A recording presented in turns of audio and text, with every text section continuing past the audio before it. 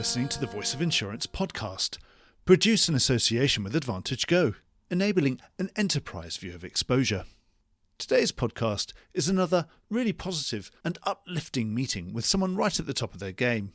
Fresh from posting record annual profits of over $1.4 billion on a top line that exceeded $6 billion for the first time, it was perhaps understandable to find Adrian Cox, CEO of Beazley, in excellent spirits.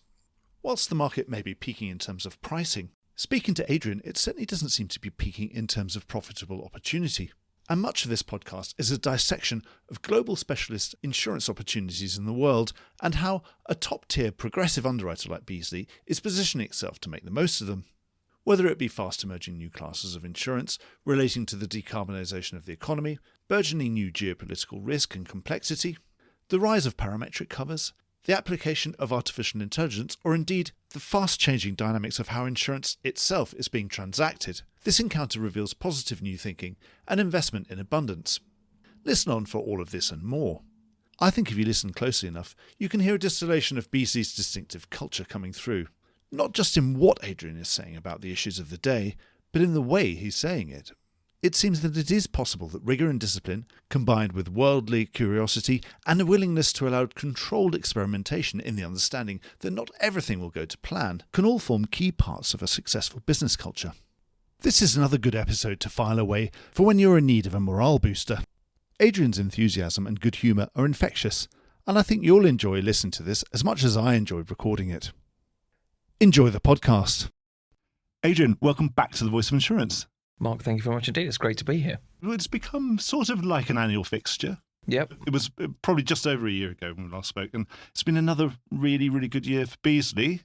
Thank you. I'm not here to do an analyst call with you, which is great. And hopefully that's a sigh of relief in your face that I can see. Well, I've just spent the last 10 days on a roadshow, so yes, it's a relief not to have to repeat that. Yes. Is it easier to do a roadshow when you have another really good year of good results, or is it just means it's harder because they're going to raise the bar on you all the time? I think the thing that we said in our results that was most surprising was the increasing combined ratio guidance that we gave for 2025, and that provoked a lot of questions. Why? Yes. And then we said, well, there's been quite a big wildfire and the market's more competitive, and so we should expect margins to go down. Yeah. My job as a journalist, when you do insurance journalism for 20 years, the Q3 and Q4 are ones that you spend a lot of time poring over, but you didn't expect Q1 to be the one. No, I think that took us all by surprise, didn't it? Although it's been interesting to see how sanguine the market has been about it. I'm so shocked that we're not really talking about it anymore. I'm going to ask you about that. My rule is if we can mention it, we might as well talk about it now. It sounds like it hasn't really affected the market, has it? I don't think so, no. So it was unexpected in terms of when, because theoretically we were out of the wildfire season, but it wasn't unexpected enough, I think, to spook the market. It was sort of in one of your playbooks and one of your scenarios that you said, well, you have to plan for this. Yeah, and fundamentally at the moment in property reinsurance, there's more supply than demand, and that's still the case. And as I say, I don't think there was enough in there that was unexpected enough to make people really change their view of risk at the moment. Which is probably a good thing. It's one definition of success as well, that things that might be shocking to other people haven't been shocking to us because, of course, it's our job. If we had planned for this. I think that's right. I think the industry had contemplated wildfire better than it had done when the last big ones came in 17 and 18. I'm not sure the outcome was better. It was a shocking fire. The protection gap is more evident than ever. Underinsurance is more evident than ever. So the problems haven't gone away. But I think the insurance industry had done a better job of understanding the exposure and underwriting to it. This has probably highlighted the problems with public policy. And luckily, it hasn't highlighted a whole load of terrible outliers in the insurance sector. We haven't really seen any of that. No, agreed. But it does highlight the debate for how do you make communities more resilient to the impact of climate change, doesn't it? Yes, certainly. I was just chatting with someone. They were trying to do the liability insurance for the people who are the actual workers who clear the brush. Right. And it's very tough. That's a tough right. It's almost impossible to get the insurance because they're sort of vicariously liable for practically 40 billion of subrogation against them, which is unbelievable, really, isn't it? When you think if your job is clearing brush. Yeah. No, that's a tough. That's a pretty standard sort of quite vanilla liability class, sort of taking the bins away type liability and trip and fall and that sort of thing. You wouldn't have think, actually, I'm potentially on the hook for $50 billion. So yes, one for your casualty team to be contemplating, surely an opportunity. I shall write that down, Mark. Thank you. So generally, what's the market like? Competitive, it sounds like, but full of opportunity. Yeah, I think that's a good summary. Prices are quite good generally. Certainly in the specialty market, I think demand continues to rise, so it's nice being in pools of risk that are growing. But the insurance industry is coming off the back of a few good years, and it's got a lot more capital than it did, and it's looking to deploy it. So yes, it is a bit more competitive. Yes, certainly I'd say the thing that every balance sheet CEO I've spoken to in the last 4 or 5 months is that you're all quite keen to grow, and I suppose you all know that you can't all grow without changing the picture of that market. You can't all have the same appetites without it affecting. You're all competitive, you all want to compete, and you all want to write a bit more. So so growth is more difficult to come by, isn't it? It's easier if, as I say, you're in pools of risk that are naturally growing because there are more new customers arriving, and that mitigates it a bit. But we've said, I think, that our top line growth will be lower this year simply because it's easier to grow when markets are dislocated rather than when everyone's looking to do the same thing. But it's interesting what you're saying about deal flow. That's a good thing, that there's still flow coming into London, into the excess and surplus lines markets. Demand is still really holding up then. Yeah. So if you look at the sort of 3 platforms that we have, we're still seeing business flow into the E&S market onshore in the US. That's nice and healthy. I think the rate of demand flow into London has slowed a bit, but there's still plenty of demand growth in Europe. So that optionality is also quite useful to have. And one of the big macro themes, I think, of the last 7 years has been that the amount of risk in the world is going up, and that drives the need for insurance. And that's good. It's fundamentally good if you're in the insurance business. Yeah, we can help. We know where demand is strong in US casualty, US liability particularly. It's where the industry's had probably more debate about whether writing it is a good idea or not. Which side of the fence are you on in that debate? In terms of US P&C? Yeah, and US liability classes in general. I mean, we're fairly cautious about US liability generally. We're not in what is referred to in the US as other liability occurrence business. So we don't do the GL and the excess casualty and so on and so forth, or the auto. So we write only claims-made business. So it's slightly different. Nonetheless, just because business is written on a claims-made form doesn't mean it's immune to the impact of social inflation and the impact of changing behaviours by the plaintiff bar and juries and so on and so forth. And it's a very difficult place to underwrite liability business at the moment, yes. And as we've talked about before, the underlying causes of social inflation haven't been tackled. And so it's difficult to see those trends changing. It's because it's state by state. I saw some relatively positive headlines about Georgia, for example, recently, but there's still 49 other states that it's hard to package up tort reform and get it to be voted through. Then it takes time, of course, to actually take any kind of effect. Very true.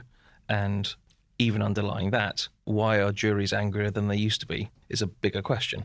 Yes, it's a question that's well beyond our ken to solve, and most economists can't really understand. It's probably because they feel poorer and they feel angry. They feel that other people seem to be making more money than they do. Yeah, and government programs to relieve that haven't been thought through or taken effect, right?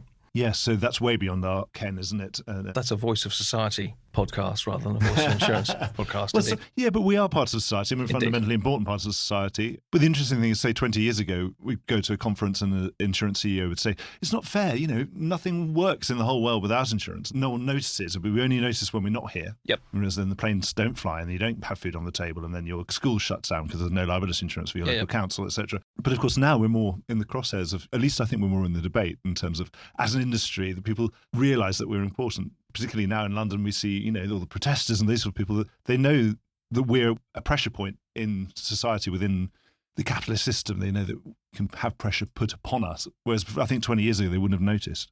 I think that's true. And yes, there are more people protesting about insurers insuring oil companies and so on and so forth. And I think the role that we play to help make things happen is an important one, and to give companies the confidence to invest and so on and so forth. I do think we play a crucial role in the good functioning of a world economy, and therefore I think it's good that we're part of the debate. Absolutely. It's kind of nice to be in the room to be realised. Indeed. Yeah. Indeed. And of course that responsibility was there whether people realise it or not, and it was always there 30 years ago as well. Yeah, so the sort of debates that are happening now following the wildfires this year about how do we holistically tackle the impacts of climate change and who's responsible for it and who pays for it and how do we all contribute, those are important conversations to have. And they're only just beginning, but at least we're in the room, as you say. It's hard to grow in the market. It's hard if you haven't got any capital and you haven't got the resources. Yep. You had the capital, you had the resources because you had the good track record when the market had been on the way down. So, you were entrusted with that capital, was sort of first in line to get the capital, and therefore it was easier to grow in that harder market. And therefore that's easier to get expenses down as a percentage of your, obviously you probably never get them down in absolute terms ever, but they come down as a percentage of your top line as that expense ratio figure gets lighter as the market hardens. But conversely, if the rating environment's now softening, is that something that comes into focus a little bit with you? Because, well, just the way the mathematics is. So one of the things that we've done over the last 3 years is to invest some of the money that we had through the growth to upgrade our infrastructure and to prepare for digitization at scale of the insurance industry. And I do think that will help us become more productive, and hopefully that will mitigate the impacts of, as you say, slowing revenue growth, because we shouldn't have to grow headcount as fast as we grow if we can get more productive across the value chain of what we do. But we'll need those investments to work. Yes, it's one thing. I suppose you can tell investors that we're spending so many million on this, but I suppose it's the results that really matter. Indeed. And insurance traditionally has been fabulously resistant to technology. So we'll see whether the kit that we're investing in now actually works. But I do think that technology has caught up with the complexities of what we do, and that it is possible to make a difference, actually, with the stuff that we're doing now. And that culture change, certainly I feel it's palpable in the conversations that I have. We'd had this conversation 30 years ago in a bar on Lime Street. A lot of people would have actually said, I don't want it to change. And then I don't think you'll find a single person saying that they don't want things to change. Maybe literally it was the day before the retirement, maybe. But these days, do you think it's the attitude that's more important than the actual technology? It's the attitude to adopting the technology. I think there's an acceptance that things are changing, whether people like that change or not. And that's reflected in the debate that's been had over the last couple of years around lead follow. There's an acceptance that the follow market is changing. Whether you like it or not is a different matter. But the debate's moved on in terms of, well, is it changing or not? There is now acceptance that that change is happening. Therefore, what do we do about that? Which is a slightly different conversation. Yes. Well, let's have that conversation because, again, as a component of the expense ratio, you've been a prime mover in, for example, adopting the smart follow, some of the facilitization, that kind of thing, things that should decrease your underwriting expense. I'll have to put you on the spot because I don't think it's too early for you to have preliminary results of how that's working out for you, because I think hopefully you've been doing it now long enough. Because obviously you give up some control, but of course, if you have the technology and you have really good management information, you have really granular information on some of those more aggregate underwritings that you're doing, are you finding it is saving enough expense to pay for that little slight less of control for having written it yourself for your own account? So the results of our smart tracker in terms of return on capacity since it started in 2018 have been better than 623, except for last year. So we have evidence that at least in the up stage of the cycle, that strategy can perform well. And I think it's been an interesting lesson to learn. The next stage of proof is, can it manage the softening cycle as well as it's managed the hardening? And we will try our best to do that. So if I see headlines about global broker facilities where they're talking about the follow will take lead minus X, minus something, I suppose that's coming out of your bottom line ultimately, isn't it? Well, it goes back to one of the roots of the debate in the first place, which is, should the follow market in insurance replicate from soup to nuts the same processes that lead go through? Is that a waste of expense? Can you save that expense? And who should benefit from those savings? And the answer is, well, everyone. It should benefit the client, it should benefit us, and it should benefit the broker. So we should get more efficient, and the client should benefit from that increase in efficiency, because the conversation that we were having a few years ago was, why are there 35 points of frictional costs in the administration of insurance? And part of the battle is to get that down, and I think the savings should be shared. Yes. Now that the market's turning, do you think we're ever going to get much down to sort of nearer to whatever 31 or whatever the actual target is? I think we should strive, and I don't think there's any reason why we shouldn't strive, and I don't think there's any reason why we shouldn't make some tangible progress now. And what sort of proportion of business do you are you kind of laissez-faire about it, or do you have an idea of what's optimal? What proportion of business is your standard led or manually followed business versus the automatically followed business? I don't have any preconceived ideas on that, but I think the market will find an equilibrium. But we haven't got there yet, I don't think. With everything, the market will always find its way. And, for example, if brokers trying to place a follow facility on lead minus X and they can't place it, they have to do it slightly lead minus Y, and Y being less than X. But there are a number of facets to it, aren't there? You want a strong lead. You want a group of people behind the leader who can take over the lead if they need to. You want to get the benefits of automation and efficiency. And at the same time, you need to contemplate how much your clients want automated and how much your clients want to be able to talk to the people who are taking the risk and ultimately paying the claims. And I think we are exploring what that balance should be. Do you think it's something that might allow London to increase its global market share? Every time we look at the London Matters report, the only worrying statistic tends to be what is London's share of the global commercial market, for example. Yeah. And it has fallen a lot over the last 30 years, probably stabilised. I think it's stabilised on the insurance side, hasn't it? Yeah. But do you think it's an opportunity to recapture a lot of market share, if it's quicker and more efficient? It's got to help, hasn't it? I think it does at the margin, yes. And again, back to where we were a few minutes ago, if we fundamentally believe that the world is getting more complex and riskier, then the benefits of being able to syndicate and atomize risk increase. And the better you can do that and the more efficiently you can do that, the more competitive you'll be. Yeah, and so you almost, you can export that London market around the world, and we'd probably stop calling it the London market at some point and just say it's just the market. It's just the insurance market, isn't it? I mean, it's one of the insurance markets, yes, indeed.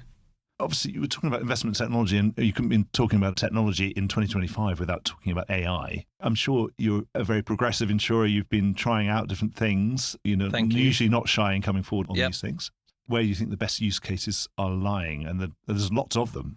There are lots of them, and we're running about 10 pilots at the moment, ranging from triaging risks to speeding up some of the processes in terms of digesting documents, helping some of the claims processes and so on and so forth. And we are gradually figuring out how to scale those. I don't think the development in using AI in terms of taking underwriting decisions has progressed as far as it has on the more operational side. I heard a great use case the other day, and it involved a food company who used AI to go through all the bills that the food company had paid for the materials that they'd received over the last 18 months and compared them to what they'd actually received from their warehouses. And this food company clawed back $1 billion in overpayments to its suppliers. Now, obviously, it's quite a big food company, but that is a remarkable use case. And so the ability to be able to do that kind of granularity of assurance around what you're doing is quite exciting. So I do think the use of AI is going to increase rapidly, but perhaps not in the ways that we'd first thought. Good one for the claims department, absolutely. There we go. We think of all those materials to reconstruct a building after a loss. Were they all there? Yeah, and all the bills that the claims team pay, absolutely. Absolutely. Yes. So lots of opportunities still, and I think we're beginning to translate some of those pilots into things that will make a real difference. But at the moment, if I were to report back, it would be more of the low-hanging fruit things that are obviously just anything that's removing a dull administrative expense, a sort of administrative task that most people hate doing anyway, then that's got to be top of the list because that's going to be low-hanging fruit and everyone's going to be happy. Yeah, and drawing information from different areas and bringing it together and comparing, contrasting, all that sort of stuff, yes. Yeah. It can do that stuff quickly and well. Are you getting any feel for sort of numbers in terms of, I've spoken to some people and they say, what is the level of increased underwriting productivity, for example? No, I don't have any numbers for that yet. No. But I did hear something else, if you're interested. Of course. So 2 new trends seem to be coming from people who are using AI more generally. The first is that it gets tired. So if you ask it questions for too long or too quickly, the quality of the answers go down. So you've actually got to treat it like you would a conversation with another person. And secondly, be nice to it. So you get better responses if you're nice when you're asking the questions. Plus, if it does come a time when the machines take over, you want them to remember that you were nice to them. Just a small hint. Remind me not to be an impatient middle-aged man. Oh dear, yes. But it sounds really positive. Yeah, I think so. It sounds like you're taking it in the right kind of way. You're not putting a number on it and saying, I want 50% productivity because I've spent this much on this AI thing. What we have been very careful to do is to put some measurements in place so that we can genuinely measure the impact that it has and realise those benefits, because that historically has not been something insurance has been very good at. You've got to have that control group, haven't you? So, a bit like a medical trial, isn't it? You've got to say, well, how much more productive are the people doing it this way compared to the old way? Exactly, and get some real proof. Yes, I think you're right in terms of in the past, insurance industry was very poor at measuring things. Mm-hmm. Certainly I used to work at a broker, and I had a conversation about 15 years later with a friend who was then at Monte Carlo. Okay. And become more senior. And we'd had a discussion about the good old days. And so with the good old days, that with hindsight, none of the accounts we placed made us, the broker, any money because it was handling the claims for decades afterwards. Yeah. Yeah, it was because there was no real management information to quantify that. And so now they would know not to do that anymore. So they wouldn't place Spanish primary liability business into London anymore because it's not a good thing to do. Indeed. Unless now it could be done electronically, maybe. There we go. I'll write that one down too. Well, I'm sure. I think you're in Spain, actually, aren't you? So, yes. Indeed, we are. Exactly. So get down there and get speaking to those customers, and obviously in their own language and their own culture. I think it's something that no amount of AI or electronics is ever going to get around the fact that the buyer needs to know who you are and trust you and think you're a good fella. Well, I think that's one of the inimitable things about insurance. One, you're estimating the cost of the price of your good when you sell it, and you learn exactly what the costs are later. So you're always learning. But two, you're trying to write a contract that can explain all that can go wrong. And what actually goes wrong is never exactly what you contemplated. And that requires the ability to talk and trust and negotiate and be consistent, because there's always grey areas in insurance. And managing that well is key to the industry thriving. I'd say hats off to you, because I think that's something that Beazley has been known for. We all know that lawyers can write great wordings and underwriters and brokers can write reasonably good wordings. But actually, the gods laugh at us, don't they? Of course. Every time there's a loss, it's really debatable. I mean, there's so many losses of grey. There's always a wrinkle, and there's always something unexpected that's happening, and the world's changing. We were planning for a pandemic in terms of mortality. We weren't planning for a pandemic in terms of business interruption shutdown. No, or 18 months of the world not moving around. Yeah. Exactly. So, yes, reality always has an interesting way of catching up with us and creating lots of grey, wonderful grey things that very black and white wording did not contemplate. Exactly. And if you want to trade forward, you've got You've to got look to after the customer, because exactly they right. trusted you. I'd say that's something that you've done well. And Thank you. So you can be commended for. If you can bottle that, then that's the thing you need to be bottling as much of, that the culture is as important as any of the other technical side of things. Thank you very much. That's very kind. What an interesting time in Lloyd's. Obviously, you are a Lloyd's business. Are you still the biggest Lloyd's business? I haven't got my slide rule out recently, because obviously there's been certain changes of some of your distribution. Yeah, we are still the biggest Lloyd's business. It still represents just under half of what we do. Yes. So it's a very important platform for us, the most important platform for us, measured by premium. We're in an interesting time with Lloyd's in a transition. This is probably a transition that hasn't happened this way before. We'd have a new chairman and a new CEO at the same time. And now, obviously, there's definitely a new CFO as well. So that might create an opportunity to change things if you wanted things to change, or there'll be new personnel. And I'm sure, well, you're going to be top of their list. I mean, Adrian, can you come over and sit by the fire and we'll have a drink, have a cup of tea or something, and tell me what you think? Well, they might be canvassing you. When they come and canvass you for we say, well, Adrian, what do you think we should be doing, or anything that's top of your priority list? What would you be saying to them? So I think they've been canvassing the market fairly broadly as to what the market would like in terms of a chair and a CEO and so on and so forth. And, what we've been saying is that the brand and reputation and performance of the Lloyd's market has improved enormously over the last 7 years, and that is credit to the outgoing leadership team. And I think the quality of oversight has been good. I think their guidance on the really big topics of the day has been clear. I think they've demonstrated some really good leadership in the market at some quite difficult times, and more of the same, please. And you're not available. I was very perturbed that I was on no lists circulating around, yes. Oh, that's the worst thing is, yes, this poor journalist writes a runners and riders story, which we've sort of pulled out of the bottom drawer, which was the same story as we ran 5 years before, probably. And then, of course, you end up offending people by either putting them on it or then, even worse, not putting them on it. Yeah, in some cases, mortally offended. Other thing about the world's changing, obviously, geopolitics rumbles on as it does. Yep. Ebbs and flows, and the tides go in and they go out. How does that affect some of the things that you're doing when you're looking at your business planning? For things like the transition, energy transition, those sort of things. Do you try not to bother you, or do you just look at the demand? More importantly, I suppose you jump to what your customers are saying rather than what politicians are saying. So broadly, yes. I think as geopolitics changes, exposures change. So some areas of the world get more risky and some areas of the world may get less risky. And I think we have to make a judgment about what impact that should have on how we underwrite and how we want to take risk. I think broadly speaking, politics should be irrelevant to us. And so all the stuff that's going on around trade alliances and tariffs and so on and so forth doesn't really impact us one way or the other. Unless, as you say, it impacts demand or how business is distributed or the exposures that we have to contemplate. Yes, and it's going to affect loss costs if every steel girder costs 25% more in the world. Sure. It's all very well. And if they're retaliatory tariffs on everything, everything's going to go up, isn't it? Yeah, but I mean, if your rating base is the value of the asset and the value of the asset goes up, then you're paid for the extra risk you take, aren't you? Probably more pertinently is that if geopolitical alliances change, and that changes the politics of countries that, say, house cyber criminals, does what those cyber criminals do change over time? That's the sort of exposure change I'm referring to. And it changes everything. I suppose if investment flows therefore change, then you're going to get less demand in some places and probably, hopefully, compensated by more demand in other places. And if you have global licensing, it doesn't matter so much. Yes, but I do think it means that one needs to think about the impact of those exposure changes and what to do about it. One last thing was my Columbo question, is it? But I think it's something I genuinely missed. We were talking about things that happen when the market softens slightly. Yep. And one other thing that often happens is that innovation gets more of a hearing.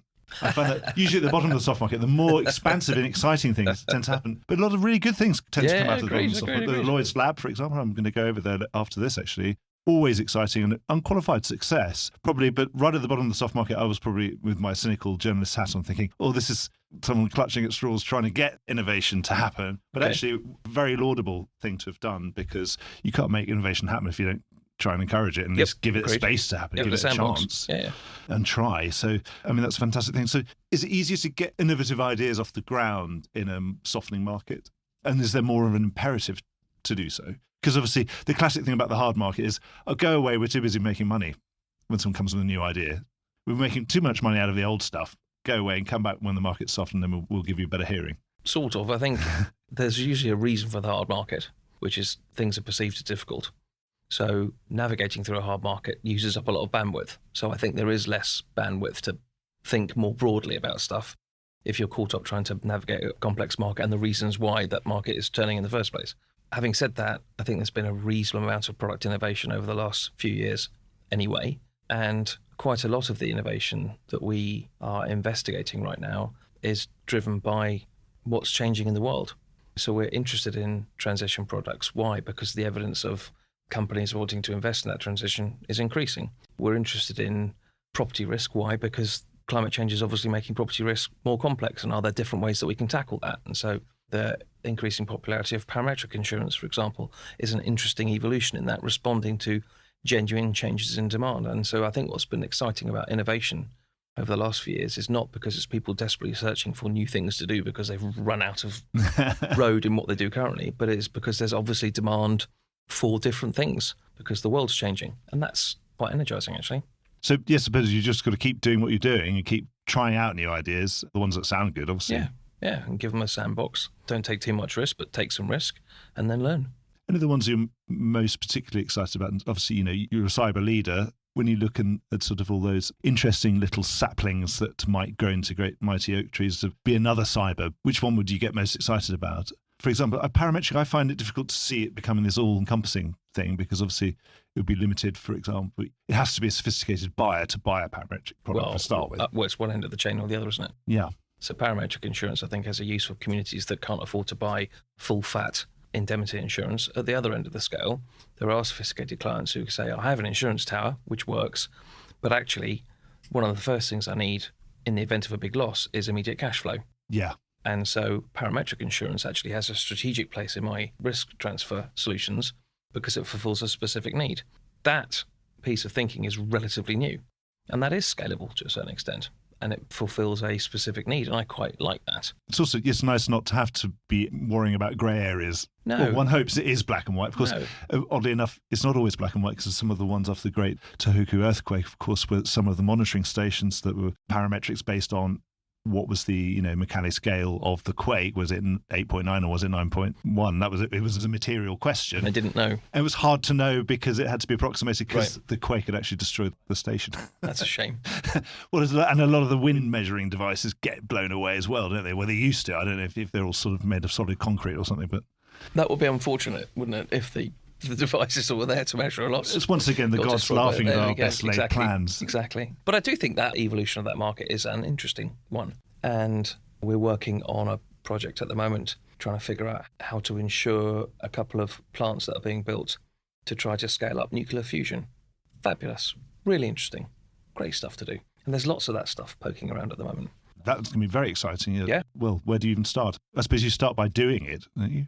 You start by looking at how comparable things have been insured in the past. And so how did governments think about liabilities when they first drilled in the sea for oil, for example, or first sent satellites into space? And you apply some of those learnings with this. Excellent. Well, that sounds like it should be another whole podcast about innovation. Any other things you're particularly excited about? What's the sort of, you think, the most nailed on, really nice, strong growing line that everyone will be looking at in 10 years' time? I kind of mentioned this a couple of minutes ago, but we do see the flow of investment money into decarbonisation increasing rapidly, irrespective of politics around the world. Yeah, you could follow the money. And a lot of that will need insurance, and a lot of that insurance is yet to be written, and that's super interesting. I've done some interesting podcasts with people about insuring carbon credits themselves, which is fascinating. Yep, exactly. Again, a whole new asset. A whole new asset class. Yeah. Which is going to be a genuine asset, isn't it? Yeah, I mean, one of the two words in net zero is net, which implies some offsetting, doesn't it? Absolutely. So yes, that would be very interesting. So it's all around the transition technologies. Yeah, a lot to do. They're often sort of cross-denominational, aren't they? You need quite a lot of collaboration between the different departments. It's a bit of property, it's a bit of this, it's a bit of credit, it's a bit of something else, a bit of political risk. Yes. So you've got a joined-up organisation. Yes. You can really. So how do you bring all that together so that you face to the client and the financiers, this is what we can do across the piece with regards to this sort of thing, rather than, as you say, being siloed in 15 different teams? We've seen some other carriers face that by actually creating another silo and calling that a transition, for example. Is that the way to do it? Sometimes it's almost the only way to do it. Is it just to say, I'm going to have to create a new bucket over here, and then it will definitely exist? Maybe, although one of the other things we don't want to lose is the IP in the specialty products that we have. So we're trying to figure out how to have our cake and eat it. That sounds like a good way of ending the podcast. Just have your cake and eat it, Adrian. There you go. Thank you. Check in and see how it's going for you. Look forward to it. Thanks, Mark. Thank you very much. Well, I hope you enjoyed today's episode. If you did, don't forget to subscribe or leave a like or a review or recommendation on whatever podcast platform you used to access this programme. These really help get the word out. Before we go, just a quick reminder that advertising slots are available here and in other places in the Voice of Insurance podcasts. Podcasting is the fastest growing medium and attracts a high quality audience of key decision makers. It's also an intimate medium where you, the listener, are right in the room with me and the interview subjects. Needless to say, that means it's a great way of getting your message out directly to an audience because you know you've got their full attention. It's also very cost effective. So get in touch with Mark at thevoiceofinsurance.com to find out how you could be speaking directly to the industry. The Voice of Insurance is produced in association with Advantage Go. Release your underwriters to underwrite with Advantage Go's underwriting platform. Voice of Insurance is produced by me, Mark Gagan. Music was written by Anna Gagan and produced by Carlos Gagan. Check out more podcasts and written comment pieces at www.thevoiceofinsurance.com.